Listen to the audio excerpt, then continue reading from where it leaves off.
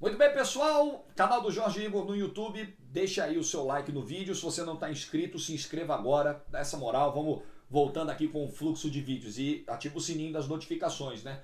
Vai ter cada vez mais vídeo aqui, então você vai saber na hora que o vídeo subir, tá legal?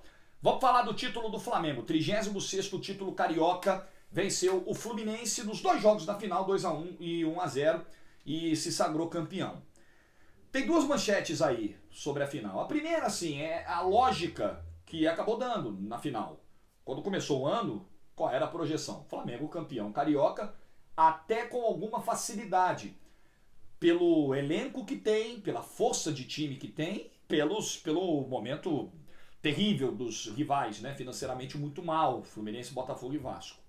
Então essa era a lógica pré-pandemia e pós-pandemia, né? A gente viu o Flamengo voltar contra o Bangu, atropelando, num ritmo intenso, falou, puxa, não vai dar pra ninguém, né? Ninguém vai tirar esse título do Flamengo, como realmente ninguém tirou. Só que a outra manchete é a seguinte, não foi tão fácil quanto se imaginava.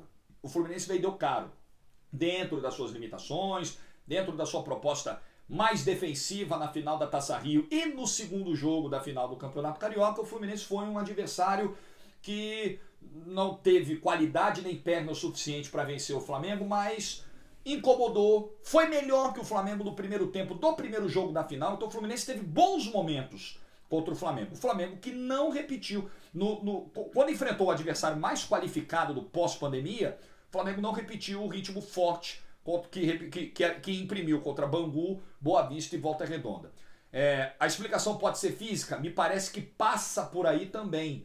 E até me surpreende um pouco, porque o Flamengo voltou a treinar 30 dias antes dos demais. Eu não imaginava que no sexto jogo pós-paralisação o Flamengo tivesse problemas dessa natureza. No quinto jogo, que foi o primeiro da final, sem 4 titulares. Um por lesão, que foi o Bruno Henrique, e 3 poupados pelo Jesus, os 3 que reapareceram no segundo jogo. E aí no segundo jogo você tem um Rafinha definhando fisicamente desde o primeiro tempo, um Bruno Henrique completamente sumido, né? Fisicamente também aparentando não estar bem. Felipe Luiz sai por contusão no início do segundo tempo. Então são alguns sinais amarelos. Tem 3 semanas para o Campeonato Brasileiro começar. E a exigência vai ser ainda maior, porque os adversários serão de melhor nível, a sequência de jogos vai ser maluca, quarta, domingo, quarta, domingo, quarta, domingo. Aí tem Libertadores voltando em setembro, quer dizer, todos serão muito exigidos, né? Mas eu tô falando de um Flamengo que deixou esse sinal amarelo, né? Nos 3 primeiros jogos pós-pandemia, voltou com tudo. Nos 3 seguintes, o ritmo físico claramente caiu. Mas é óbvio que a explicação não é apenas essa. Você tem o mérito do Odair, que estudou o Flamengo, que neutralizou o Flamengo, que tentou agredir o Flamengo no primeiro jogo da final e foi bem sucedido. Então o Odair ele buscou caminhos. Esses caminhos não foram suficientes para superar um adversário tão forte nos 3 jogos. Quando ganhou, ganhou nos pênaltis, que foi na final da Taça Rio. Mas esses caminhos eles foram suficientes para o Fluminense fazer uma final muito digna. Quem imaginava atropelamento, quem achava que não teríamos nem final, porque o Flamengo já mataria na Taça Rio, isso não aconteceu e os méritos do Odair nisso, eles são muito evidentes. Sobre Jorge Jesus. No pós-jogo, o Jesus falou com a TV oficial do Flamengo e lá ele não foi perguntado sobre futuro.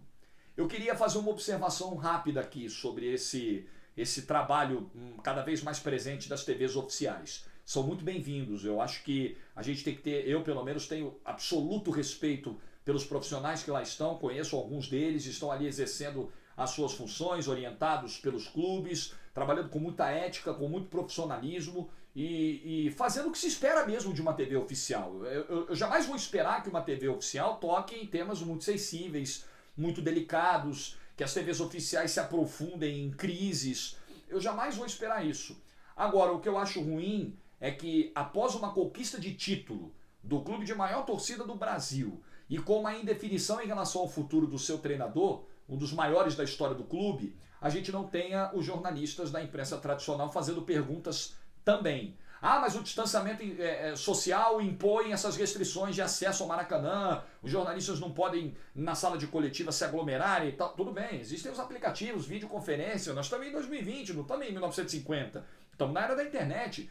E o Flamengo tem optado por esse caminho. Após os jogos, a gente só tem declarações dadas à TV oficial do clube. Eu repito, Eu jamais vou condenar o trabalho das TVs dos clubes. Pelo contrário, acho que elas são muito bem-vindas. Respeito e sou solidário aos profissionais que estão aí no meio de uma pandemia danada, indo aos estádios, colocando a cara, trabalhando e falando para milhões de pessoas com uma responsabilidade enorme nas mãos.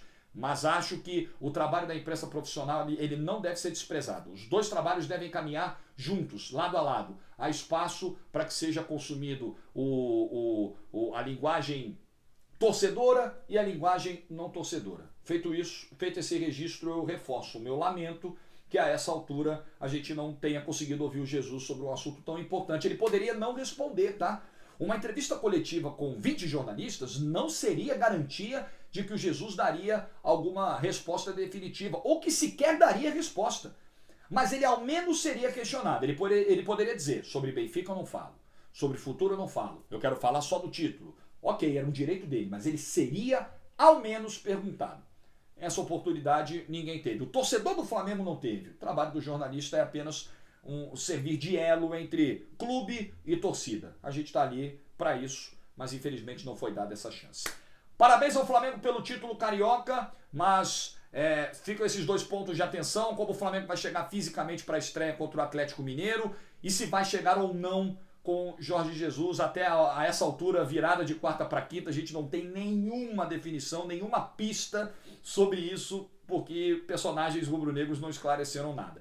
E sobre o Fluminense, a gente viu também como o time teve que se superar. E tá claro que para o Campeonato Brasileiro, que vai exigir tanto, o Odair precisará ter mais peças à disposição. Ele teve um Iago Felipe muito bem, ele teve um Nenê, enquanto teve pernas, conseguindo ainda dar um pouco de lucidez ao meio campo do Fluminense. Teve um Gilberto indo bem, um Egídio não tão bem assim na outra lateral. Tem um bom goleiro que pegou 2 pênaltis na final da Taça Rio. Tá claro que o Fluminense tem condições, e com o Odair como técnico, de fazer um Campeonato Brasileiro digno. Mas é pouco. Para aspirações maiores, o Fluminense vai precisar de investimentos. O problema é que o cofre não está cheio para isso. Então, principalmente para Fluminense, Botafogo, Vasco, os rivais do Flamengo que estão em situação delicada financeira, esse Campeonato Brasileiro apertado vai ser muito complicado. Um abraço, pessoal!